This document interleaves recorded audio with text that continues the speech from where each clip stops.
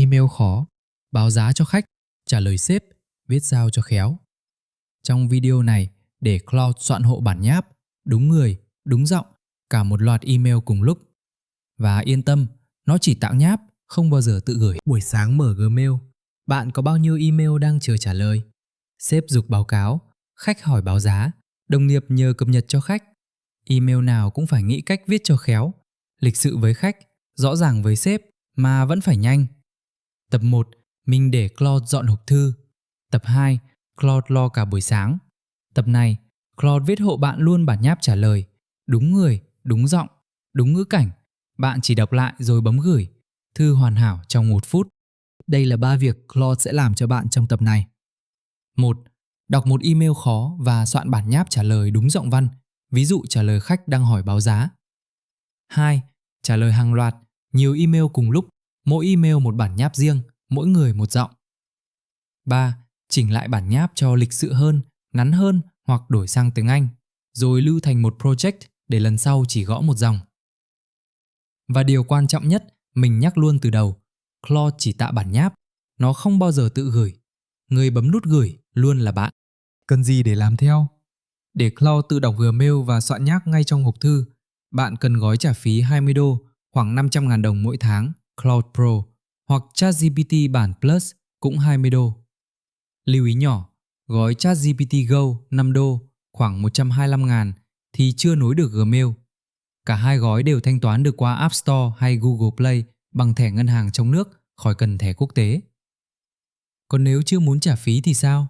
Vẫn làm được. Bạn copy nội dung email, dán thẳng vào Claude hay ChatGPT bản miễn phí. Nó vẫn viết hộ bản nháp, chỉ là bạn tự dán ngược lại vào Gmail thôi.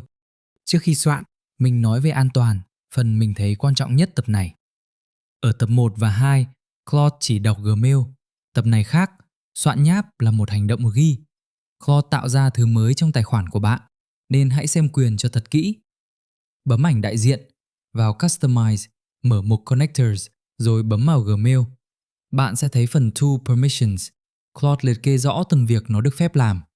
Để ý nhé, những việc chỉ đọc như tìm thư thì để Always Allow cho tiện.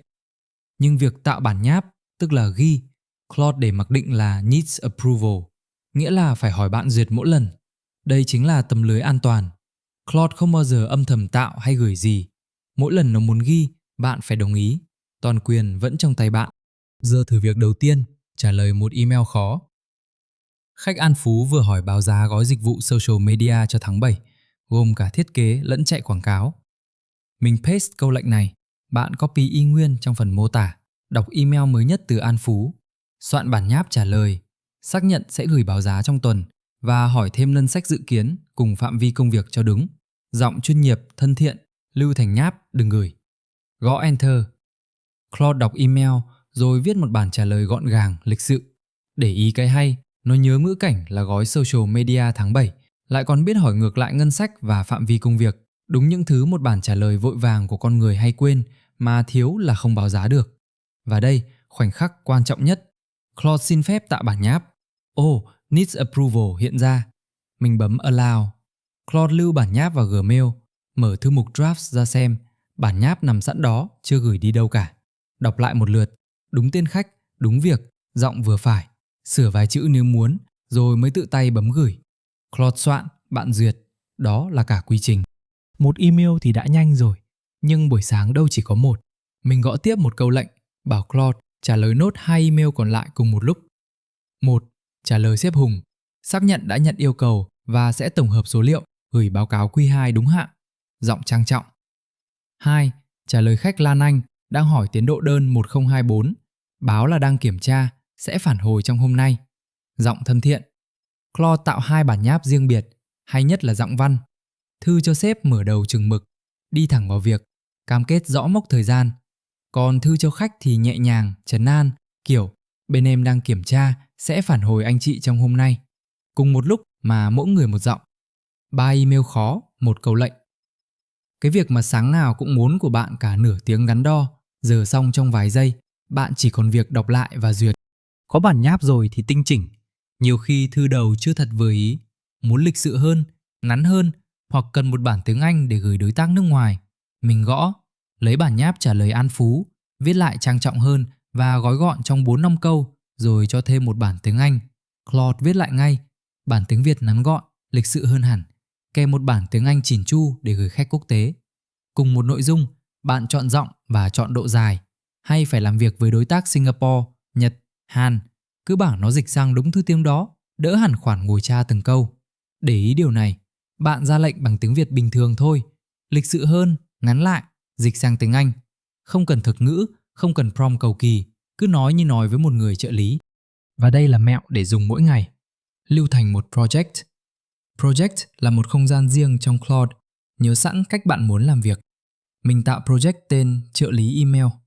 Dán vào phần hướng dẫn cả 3 câu lệnh, kèm một bộ giọng văn mẫu, trang trọng cho sếp, thân thiện cho khách. Từ mai, mỗi sáng mình chỉ mở project này, gõ đúng một dòng, soạn nháp trả lời các email cần trả lời hôm nay. Claude tự đọc, tự soạn, đúng giọng từng người. Mỗi sáng một dòng, xong. 3 điều cần nhớ để dùng vừa an toàn vừa đúng. 1. Đừng để AI bịa. Claude có thể tự điền một con số báo giá hay một ngày hẹn mà bạn chưa hề nói. Luôn đọc lại bản nháp trước khi gửi, nhất là số tiền, ngày tháng và tên người. Đây là bản nháp của bạn, không phải của máy. 2. Nếu giọng văn chưa đúng, cứ nói thẳng, trang trọng hơn, thân thiện hơn, bớt khách sáo. Claude chỉnh lại ngay. 3. Và quan trọng nhất, không bao giờ để AI tự gửi. Claude chỉ tạo nháp, nút gửi luôn là của bạn. Đó là lý do mình để quyền ghi ở chế độ phải duyệt chứ không bật tự động.